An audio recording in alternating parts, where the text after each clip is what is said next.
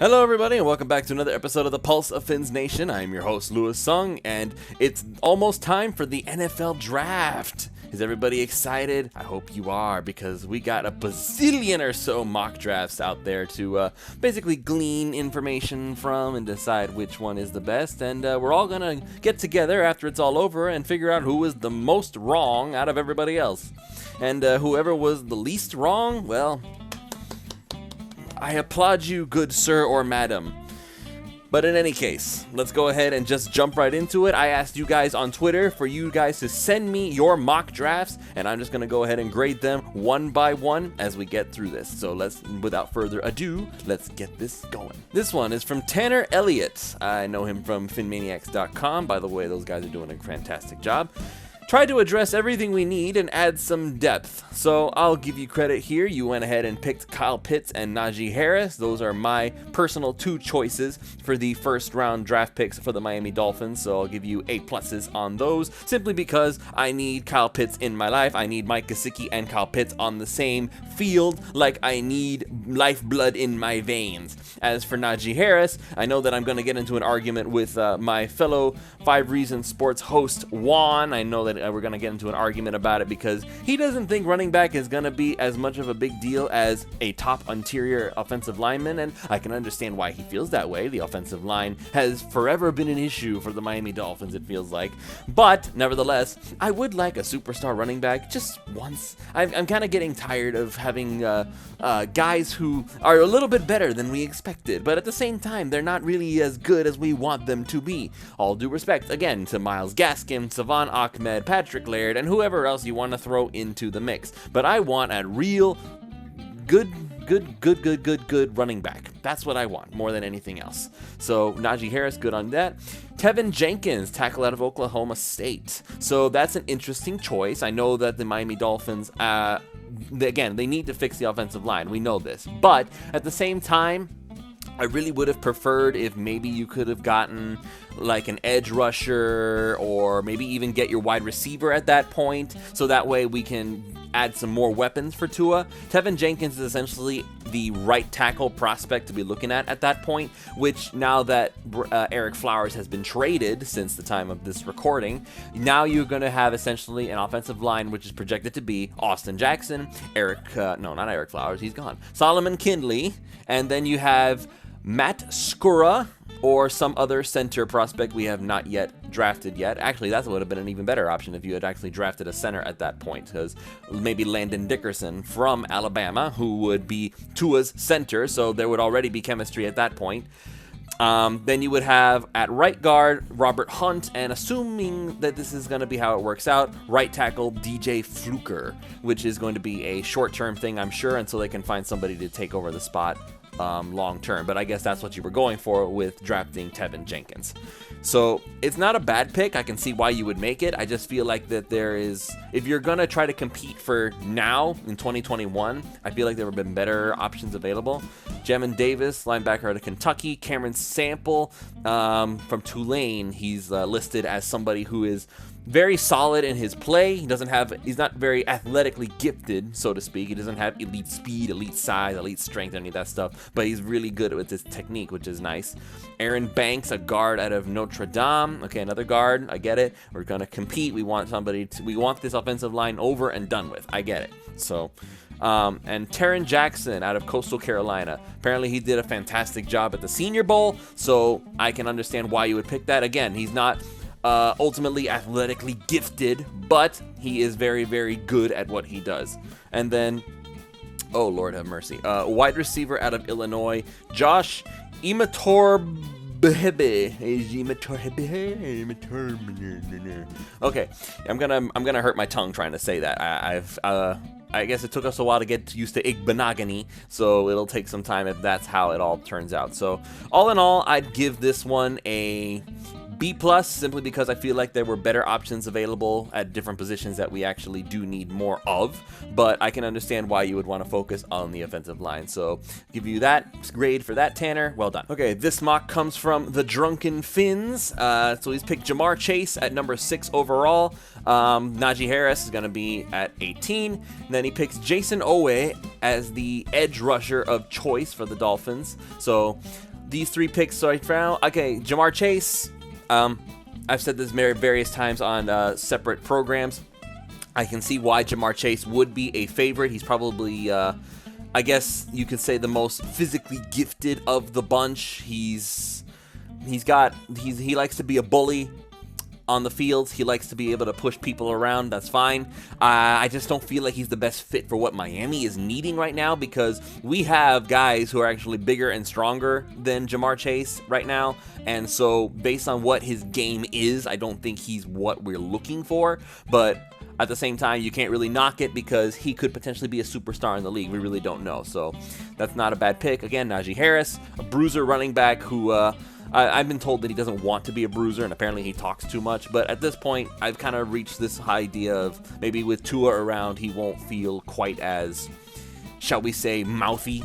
I don't know. I'm just hoping that that's the case and that Tua can have a good influence on his old college buddy.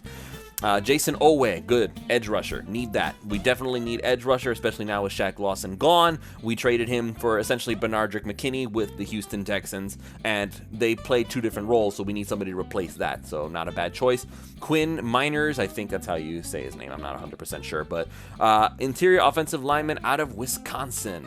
So good choice. I like that. He's basically going to be either a guard or a center, so I'm liking that because we definitely need another center. I think Matt Skura is going to get his whole snapping issues fixed, but we need something as an insurance policy all the same. And then we have Chaz Surratt, linebacker, Marco Wilson, a corner, Paris Ford, a safety.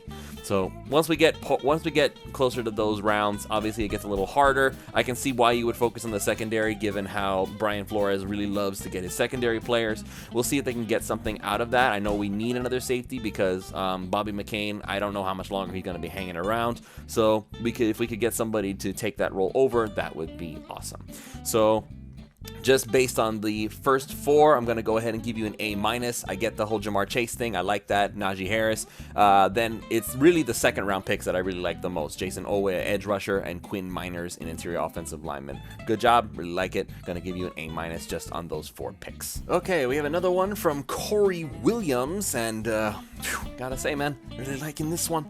So we got Kyle Pitts going at number 6 overall to Miami. Again, that's my dream scenario there. We get Kyle Pitts, probably the most physical freak in the entire draft. We'd be able to get him and Gesicki together on the same field. Just I want it so bad.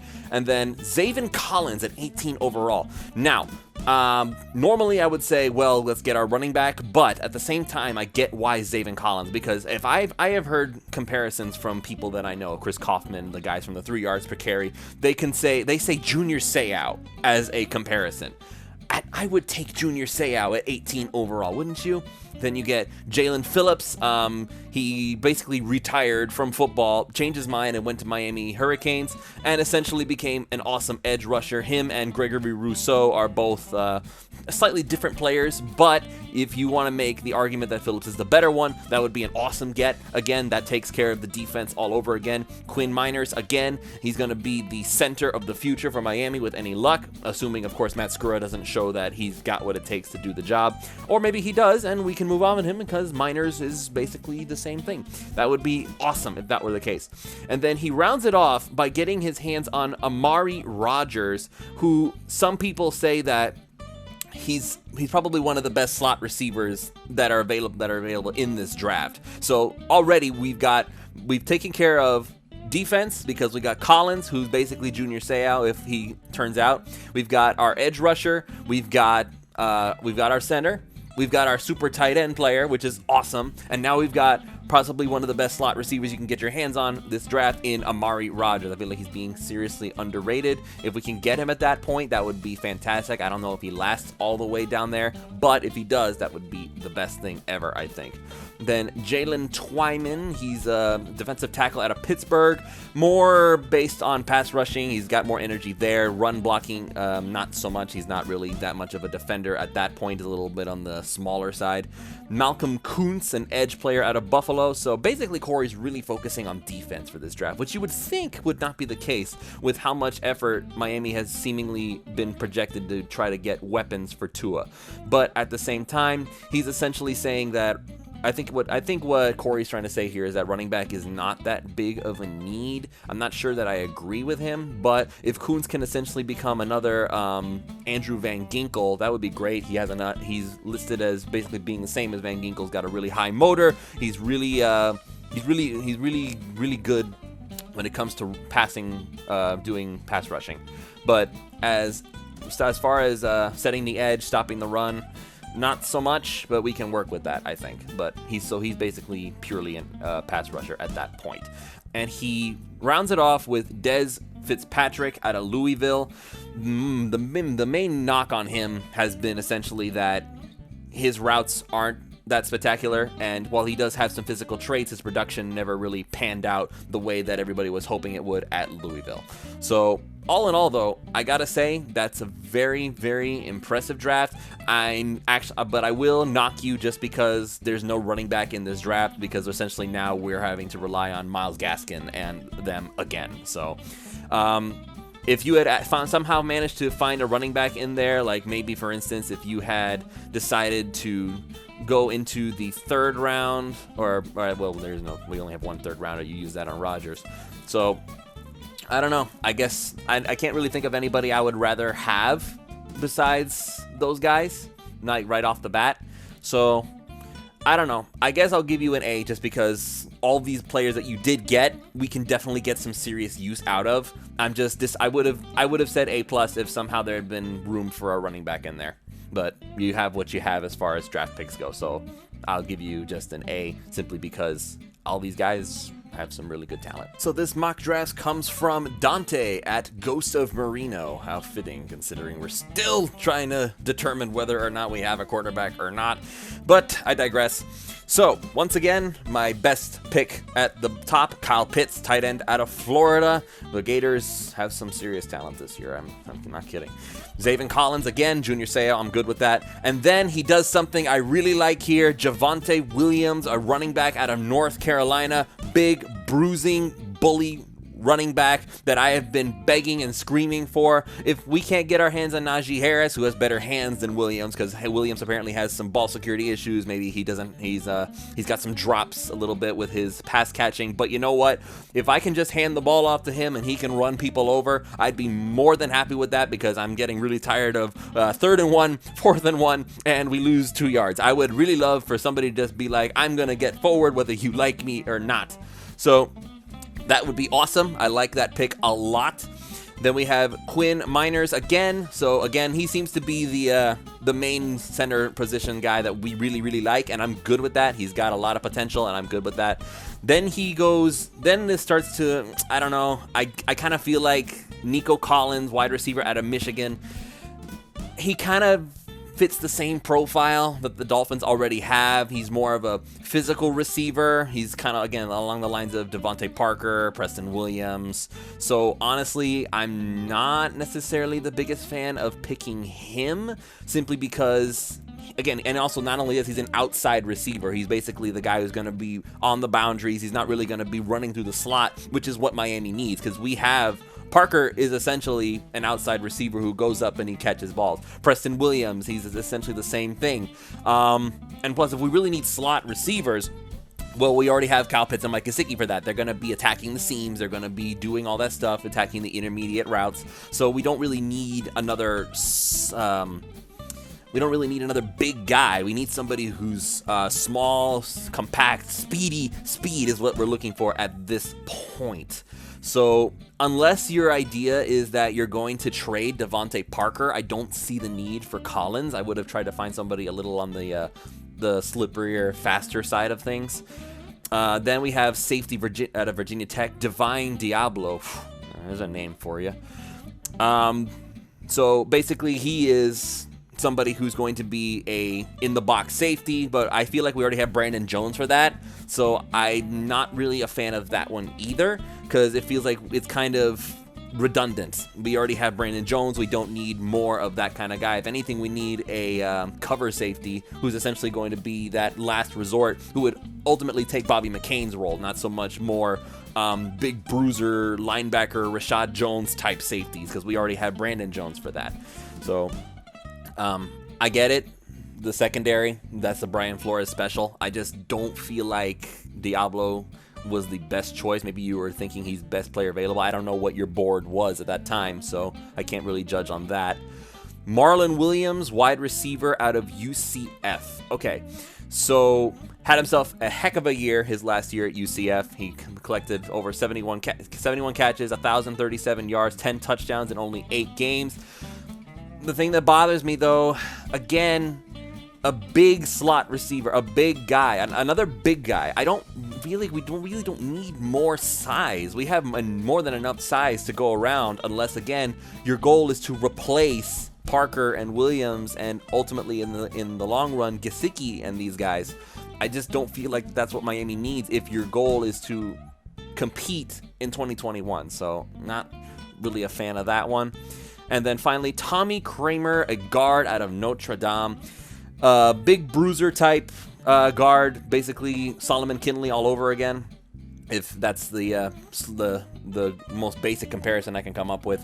I can understand why you would want more competition at guard. I can get on board with that. I don't know, man. I'm gonna go ahead and give you a B- just because your depth choices, I kind of see redundancy a lot in that. I like Kyle Pitts, I like Collins, I really like Javonte Williams and Quinn Miners. It's just that everything after that point, I don't know. It doesn't really feel good for me. So, I appreciate you reaching out, though. So this one comes from a long-time follower of mine, Henry O. He's saying, wouldn't this be nice? Yeah, I would have to say so. He somehow manages to come away with possibly one of the best combination of 3 top picks that I can see. Penei Sewell out of Oregon. We've all heard the rumors now with the trading of Eric Flowers that, this must be making room for Penei Sewell because Robert Hunt's going to be bumped inside and Sewell go to right tackle. Or Austin Jackson will, because you can't have both of them in the same spot. I get the pick. It's the second pick that makes me really like the Penei Sewell pick, though, is that we still managed to get our hands on Devonta Smith. And depending on who you talk to, seriously, I know people calling him the Slim Reaper, he's too small, blah, blah, blah, blah, blah, blah. Listen, Smith won the Heisman. He had great production. He's slippery. He's got great route running, and that's how he's always open. So that's why I keep thinking that Devonta Smith at 6 wouldn't be the worst thing in the world. So if you can somehow miraculously get him at 18, which is something that I did in my only mock draft that I did all season, that would be the absolute best case scenario for the Dolphins right there. So that is probably the best thing you could have done. Then you pick Javonte Williams at 36. So again, we got our running back, we got our wide receiver, and on top of that, we have a top offensive tackle to really help Tua out. So at this point, we've already got possibly some of the best combinations we have. Then you do something interesting. Edge rusher out of Washington, Joe Tryon. I'm not sure if that's how you say his name, but nonetheless, this guy is a pass rusher who is basically an athletic freak. He has a lot of potential. He has a lot of physical gifts that make him, if he develops into a very, very dangerous pass rusher, he's just he's not very experienced. He's still learning the position. He opted out of 2020, so that's extra film that we don't get to see. So we're gonna have to. He's a prospect that needs a lot of development, a lot of time, a lot of investment put into. But if he gets that going, he could become a very, very dangerous player. So I get why you would do that. We're basically picking him on just physical talent alone, and I can understand why you would do that. Then we have Dylan Moses, linebacker out of Alabama. So big time leader on Alabama's defense. I'll give you that. He's got the injury bug though, so that's a little bit of a concern. Michael Manet, a center out of Penn State. So he was rated among the top offensive linemen in the country. He's a durable starter. He's got good mass, all that good, awesome stuff that you'd like to see out of a center. It's just that I don't know. He doesn't have the main knock on him is that he's got heavy feet. He doesn't always move fast enough, so he's a little bit on the slow side. So I guess right off the bat, I guess you could say, I don't know, Ted Karras. But if he can become more than that, that's great. If I'm going to pick a center, though, I guess I would want to do it a little bit earlier on, because I guess what we're doing is that we're making Manet the developmental guy, and we're putting our faith in Skura. So I can't knock that, because I think Skura is better than what we're giving him credit for. In fact, once upon a time, he probably would have been a very coveted free agent. The only thing that knocked him down was those few games where he had just awful snapping, but we can fix that, I think. And then Darrell Slayton, a defensive tackle out of Florida. So that's an interesting one because, again, considering how much investment we already have at the defensive tackle position, I guess the real thing is that he's a nose tackle specifically, but that's why we got John Jenkins, I think. But so I can understand why you'd make that pick because you want to be able to move on from Jenkins as quickly as possible. But I don't know. I just feel like we didn't really need any more defensive tackles this year because we have already got too many as it is. And then finally, Taron Jackson out of Coastal Carolina. So he had himself a awesome time. He's got skills. We can't take that away from him. Stocky, got size. He's got speed. He's very. He's basically the defensive end that Miami Dolphins would be looking for because they want guys who can both rush the passer and, of course, set the edge. So I guess in that way of speaking, think Shaq Lawson again, because Shaq Lawson wasn't just brought in to rush the passer. He was supposed to come in and set the edge, but he's gone now. So if Jackson develops, then we got something there, I think. So all in all, I want to give you a higher grade just for those first 3 picks by themselves. I'm going to give you an A. I'm going to give you an A just because of those. But for Slayton and Moses, I'm going to go ahead and give you an A because I guess at 50, maybe, I would have wanted something a little more sure thing. I get the whole upside thing with Tryon, but at this point, I don't want any more projects. I want guys who I know for a fact are going to make a big difference. This one comes from Brian Ricard, and we're already starting off great. We got Kyle Pitts. That's awesome.